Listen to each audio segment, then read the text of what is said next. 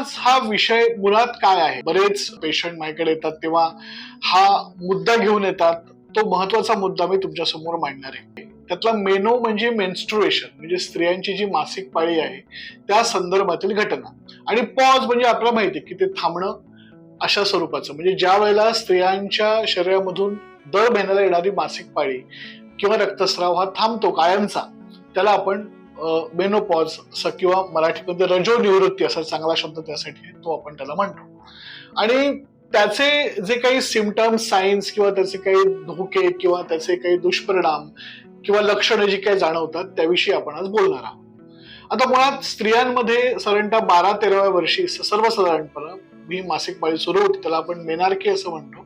आणि साधारणतः 45 ते 53 हा जे कालखंडामध्ये, म्हणजे परदेशी स्त्रियांमध्ये जरा जास्त एज असतं, भारतीय स्त्रियांमध्ये साधारणतः एक 43 ते 48 या वयामध्ये हे मासिक पाळीचं रक्तस्राव हे महिन्याचा कायमचा थांबतो, त्याला आपण मेनोपॉज अशा स्वरूपाचं नाव देतो.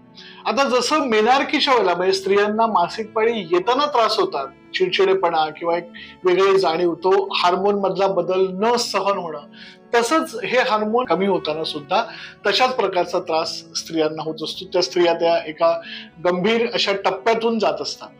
म्हणूनच त्याची जास्त काळजी घेणं अत्यंत आवश्यक.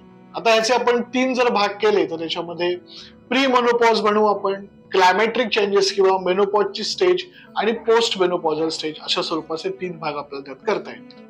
आता मुख्यत्वे करून ओव्हरी आपण ज्याला म्हणतो, स्त्रीबीज तयार करणारा शरीरातला अवयव, ज्याला बीजांड असं म्हणतात, ते केवळ स्त्रीबीज तयार करतो असं नाही, तर त्याच्याबरोबर अनेक स्वरूपाचे हार्मोन तयार करतो. त्यातलं प्रामुख्याने इस्ट्रोजिन नावाचा हार्मोन असतो, जो स्त्रियांच्या स्त्रीत्वासाठी महत्वाचं काम करतो. म्हणजे फेमिनाइझम जे स्त्रियांचं आहे त्याच्यासाठी महत्वाचं काम करतो. म्हणजे त्याच्यामध्ये स्त्रियांची टिपिकल जी स्किन असते, चेहरा, सौंदर्य, त्याच्यामध्ये केसांची रचना, केसांमधला स्निग्धपणा, ओलावा, हाडांची ठिसूळता, त्याचबरोबर स्त्रियांचा चांगला आवाज, केसांची रचना म्हणजे पुरुषांसारखे ओठावर केस न येणं किंवा दाढीवर केस न येणं, किंवा हे सगळ्या गोष्टी हा मुख्यत्वे करून या इस्ट्रोजन हार्मोनशी संबंधित असतात. तसेच योनी मार्गातील ओलावा म्हणजे ज्याच्या माध्यमातून आपल्याला शरीर संबंधाची इच्छा निर्माण होते, ज्याला आपण लिबिडो असं म्हणतो, ही सर्व गोष्टी या इस्ट्रोजनच्या माध्यमातून स्त्रियांच्या बॉडीमध्ये तयार होत असतात.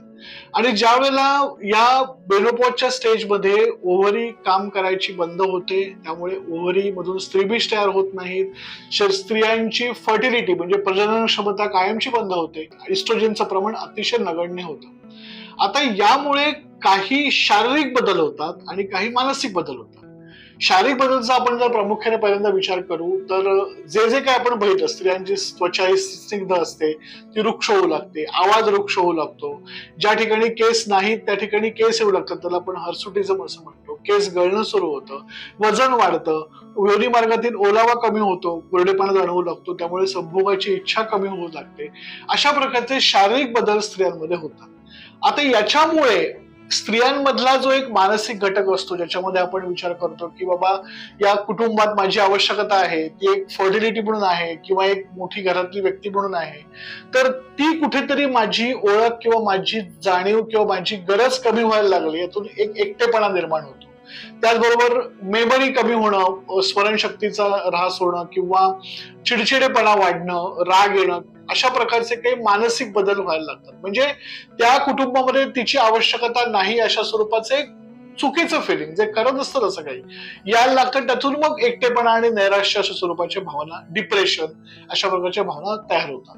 तर या साधारणतः मेनोपॉज येण्यापूर्वीच्या भावना जास्त असतात. म्हणजे तो जो काही हार्मोन बदल आहे, हे हार्मोन एकदम स्त्रियांच्या शरीरामध्ये जे चांगल्या प्रमाणात हार्मोन असतात ते अचानक असे कमी व्हायला लागतात, तसा त्याचा त्रास व्हायला लागतो. मग एकदा 1 वर्षभरापर्यंत मासिक पाळी आली नाही, पिरियड्स आले नाही, त्याला आपण रजो निवृत्ती किंवा मेनोपॉज असं म्हणतो. मग त्याच्यानंतरचे बदल जे असतात ते वेगळे असतात.